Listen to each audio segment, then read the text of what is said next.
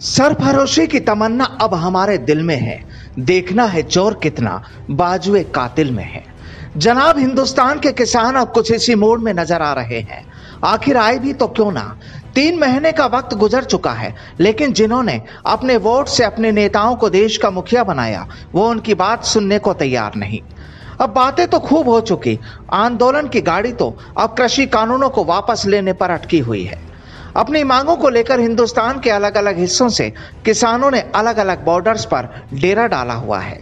आंदोलन चल रहा है, खाना पीना भी यहाँ है, रहना सोना भी यहीं पर है। यहाँ पुरुष भी हैं तो महिलाएं और बच्चे भी हैं। अब किसान कहते हैं कि जब भविष्य देखना है तो करें भी तो क्या। लड़ाई तो तब तक जारी रहेगी जब तक मोदी सरकार उनकी मांगों को मान नहीं लेती। जाहिर है ये लड़ाई सीधे तौर पर मोदी सरकार से है, और जब ऐलान जंग मोदी सरकार से है तो सरकार की मुखालफत करने वाली कांग्रेस ने भी मोर्चा खोल दिया है।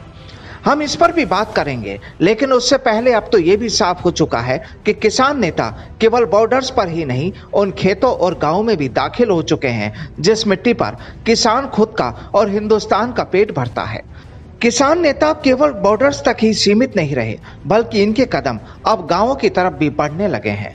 महापंचायतों का दौर शुरू हो चुका है, जहां बड़ी तादाद में जब लोग मौजूद होते हैं तो इन किसान नेताओं को भी लगता है कि कामयाबी अब ज्यादा दूर नहीं। वाकई इतना तो साफ है कि हमारे लोकतांत्रिक देश में पब्लिक ही सब कुछ होती है। अर्श और फर्श का इंतजाम ये पब्लिक ही करती है जनाब। और फिर इसी कड़ी में अगर बात करें मोदी सरकार की खिलाफत करने वाली कांग्रेस पार्टी की, तो वो भी अब इस आंदोलन में सीधे तौर पर कूद पड़ी है। पार्टी के दोनों बड़े चेहरे प्रियंका गांधी और राहुल गांधी ने भी मोर्चा खोल दिया है।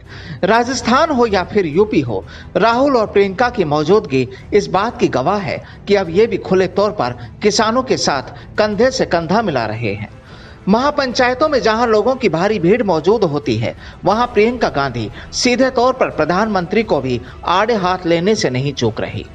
हाल ही में एक महापंचायत के दौरान प्रियंका गांधी ने कहा था कि जब किसान नेता राकेश टिकैत की आंखों से आंसू निकले तो तब मोदी मुस्कुरा रहे थे। प्रधानमंत्री ने आपके सामने आकर हर चुनाव में यह वायदा किया था कि गन्ने का भुगतान आपको दिया जाएगा। क्या यह आपको मिला? उन्होंने कहा था कि आपकी आमदनी दुगनी होगी। क्या आपकी आमदनी दुगनी हुई? मंडियों के खत्म होने से सिर्फ चंद खरबपतियों को फायदा होगा। आखिरकार सरकार को यह कानून वापस लेना चाहिए। दरअसल पिछले कुछ दिनों से प्रियंका गांधी ने अब कांग्रेस की ओर से खुद ही मोर्चा संभाल लिया है। कांग्रेस महासचिव प्रियंका गांधी वाड्रा ने शनिवार को भी मुजफ्फरनगर में किसान महापंचायत को संबोधित किया था। इस दौरान प्रधानमंत्री नरेंद्र मोदी को अहंकारी राजा बताया। प्रियंका फिलहाल उत्तर प्रदेश में महापंचायतों में मशगूल है। राहुल गांधी ने हाल ही में राजस्थान का दौरा किया था।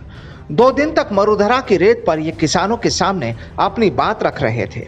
जाहिर है अब धीरे धीरे हिंदुस्तान के अलग अलग हिस्सों में महापंचायतों का दौर चल निकला है।